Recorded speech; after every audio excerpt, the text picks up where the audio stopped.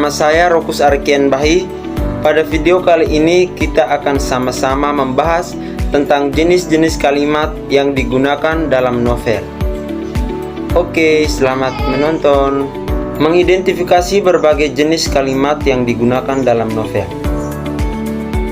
Ada beberapa jenis kalimat yang digunakan dalam novel, diantaranya ada kalimat aktif dan pasif, transitif dan intransitif, kalimat verbal dan nominal, tunggal dan majemuk, ada mayor dan minor, langsung dan tidak langsung, serta versi dan inversi.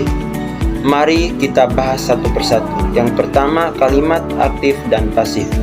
Kalimat aktif, kalimat yang subjeknya melakukan suatu pekerjaan atau tindakan.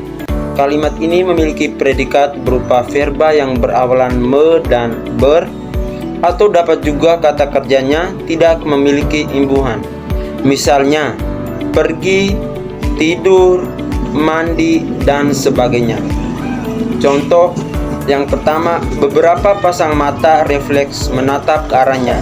Yang kedua, ia sedang berdiri di depan kasir memesan minuman. Kalimat pasif. Kalimat ini subjeknya dikenal suatu perbuatan atau tindakan.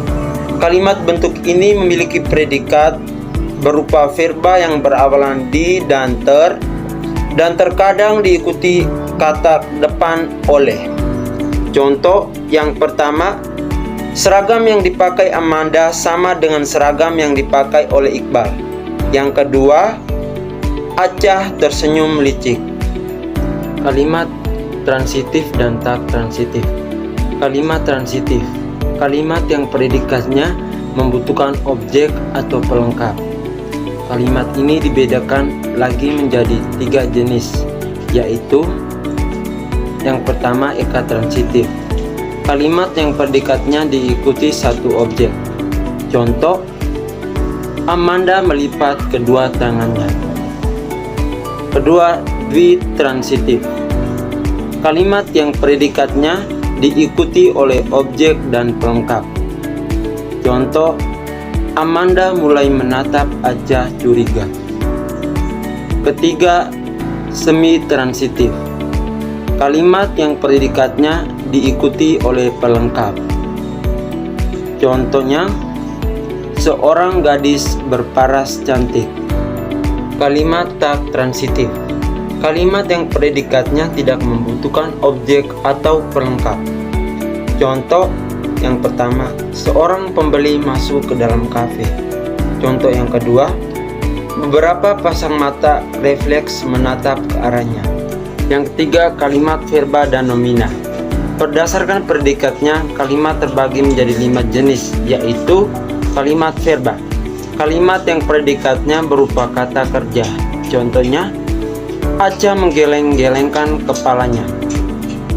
Kalimat nomina, kalimatnya yang memiliki predikatnya berupa kata benda. Contohnya, Amanda teman sekolahnya. Kalimat adjektifal, kalimat yang predikatnya berupa kata sifat. Contohnya, Acah sangat antusias. Kalimat numeralia, kalimat yang predikatnya berupa kata bilangan. Contohnya, dia cowok pertama yang buat hati Acah bergetar nggak karuan. Kalimat preposisional, kalimat yang predikatnya berupa kata depan. Contohnya, Iqbal seperti punya aura yang berbeda dengan pria-pria lain. Keempat, kalimat tunggal dan majemuk. Kalimat tunggal, kalimat yang hanya memiliki satu pola inti atau satu klausa. Pola kalimatnya dibentuk oleh satu subjek dan satu predikat. Ada pula yang dilengkapi dengan objek pelengkap atau keterangan. Contohnya, Acah menggeleng-gelengkan kepalanya. Kalimat majemuk, kalimat yang terdiri atas 2 pola kalimat, 2 klausa atau lebih. Kalimat majemuk sebenarnya merupakan perpaduan dari beberapa kalimat tunggal. Kalimat majemuk digolongkan ke dalam 3 jenis, yaitu kalimat majemuk setara, kalimat majemuk bertingkat, dan kalimat majemuk campuran. kita bahas satu persatu. Yang pertama, kalimat majemuk setara.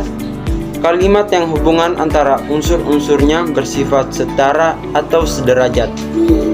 Kalimat majemuk setara ditandai dengan penggunaan kata hubung lalu, dan, kemudian, atau, tetapi, melainkan, dan lain-lain. Contohnya, cowok berwajah dingin tetapi berhati malaikat. Kedua, kalimat majemuk bertingkat. Kalimat yang hubungan antara unsur-unsurnya tidak sederajat. Salah satu unsurnya ada yang menduduki induk kalimat, sedangkan unsur yang lain sebagai anak kalimat. Ciri kalimat majemuk bertingkat antara lain menggunakan kata hubungan seperti sedangkan, meskipun, walaupun, daripada, demi, seandainya, yang, sehingga, karena, dengan, untuk, dan sebagainya. Contohnya, kedua mata Aca terlepas dari seorang pria berseragam dengan earphone terpasang di telinganya itu. Yang ketiga, kalimat majemuk campuran.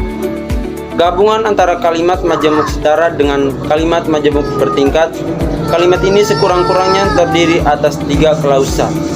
Contohnya, sosok gadis lain ikut tertarik dan membalikkan keadaannya untuk melihat jelas sosok pria bernama Iqbal itu. Yang kelima, kalimat mayor dan minor. Berdasarkan kelengkapan unsur, jenis kalimat digolongkan menjadi 3 jenis, yaitu yang pertama, kalimat minor. Kalimat yang terdiri atas 1 unsur pusat. Contohnya, tolong. Yang kedua, kalimat elips. Kalimat yang salah satu unsur pusatnya dilepaskan atau dihilangkan karena sudah dimengerti. Contohnya, dia akan pergi ke kafe tetapi kamu ke sekolah. Predikat pergi dihilangkan. Yang ketiga, kalimat mayor. Kalimat yang sekurang-kurangnya mengandung 2 unsur pusat yang dapat terdiri atas subjek dan predikat atau lebih dari itu. Misalnya disertai keterangan SPOK. Contohnya, Aca menganggukkan kepalanya sangat cepat. Yang keenam, kalimat langsung dan tidak langsung. Kalimat langsung. Kalimat yang secara cermat menirukan sesuatu yang dianjurkan orang lain. Bagian kutipan dalam kalimat langsung dapat berupa kalimat tanya, kalimat berita, ataupun kalimat perintah. Contohnya, siapa sih? Tanya Amanda. Kalimat tidak langsung. Kalimat yang menceritakan kembali sesuatu yang diujarkan orang.